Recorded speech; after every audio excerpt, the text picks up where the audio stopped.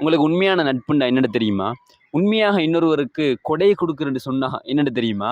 இந்த சஹாபியோட வாழ்க்கையிலிருந்து அத நீங்க படிச்சு கொள்ளலாம்.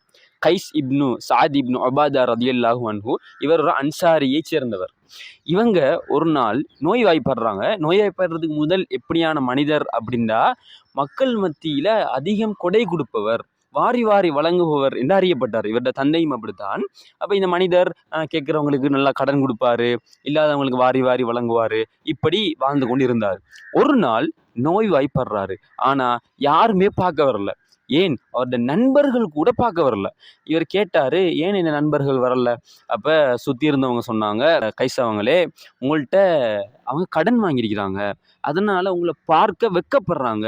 அப்படின்ட்டு சொன்னாங்க. ஏன்டா நெறைய பேர் கடன் வாங்கியிருக்கிறாங்க. அவர் நெறைய டேட் குடுத்திருப்பாரு. அதையும் அவங்க கடந்துட்டாங்க.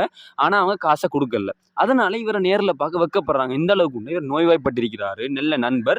இருந்தாலும் அவங்க இவர பார்க்கறதுக்கு வெட்கப்படுறாங்க. எனவே இந்த கைஸ் ரலியல்லாஹு அன்ஹு என்ன சொன்னாங்க தெரியுமா?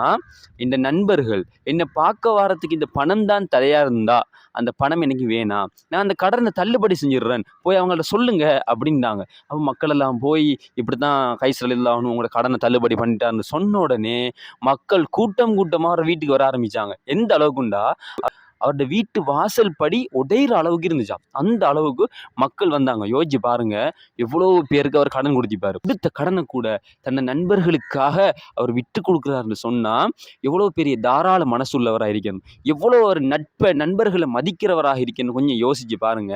அப்ப இவர்ட்ட பிற்காலத்துல சிலவங்க கேட்குறாங்க, "உங்கள விட கொடைவள்ளல்கள் யாராவது இருக்கிறாங்களா? தாராள தன்மை உள்ளவங்க இப்ப இருக்கிறாங்களான்னு?" கேட்டாங்க.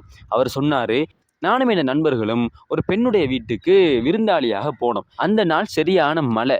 அப்ப அந்த வீட்டுக்காரர் எங்களுக்கு ஒரு ஒட்டகத்த அறுத்து சமைச்சு போட்டாரு. நாங்க எல்லாரும் சாப்பிட்டோம்.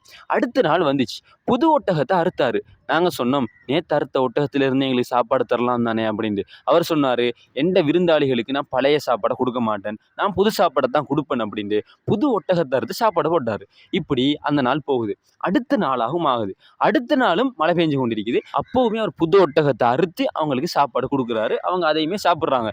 சாப்பிட்டுட்டு திரும்ப ஊருக்கு போகும்போது, தாங்கள் எல்லாரும் சேர்ந்து ஒரு 100 திர்ஹம்னு நினைக்கிறேன். ஒன்று சேர்த்து அவர வீட்ல மனைவிட்ட குடுத்துட்டு போறாங்க. நீங்க அவர்ட்ட வந்தா குடுங்கன்னு சொல்லிட்டு, இவங்க வெளிய இறங்கி போயிட்டாங்க.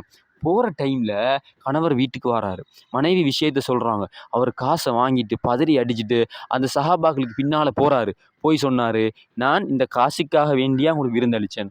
நான் இதுக்காக வேண்டி விருந்து அளிக்கல. நான் அல்லாஹ்வுக்காக வேண்டி அளிச்சேன். எனவே இந்த பணத்த பெற்றுக்கொள்ளுங்க. எனக்கு திரும்ப வேணாம்" அப்படின்ட்டு குடுத்துட்டே வந்தாரு. யோசிச்சு பாருங்க, 3 நாட்கள் அந்த சஹாபாக்கள் நின்டிக்கிறாங்க. அந்த வீட்டுக்காரர் 3 ஒட்டகத்த அறுத்திக்கிறார். பாருங்க, அவரோட சொத்துல பெரும் பகுதிய விருந்தாளிகளுக்காக இழந்திருக்கிறார். அதுவும் எந்த ஒரு எதிர்பார்ப்பும் இல்லாம.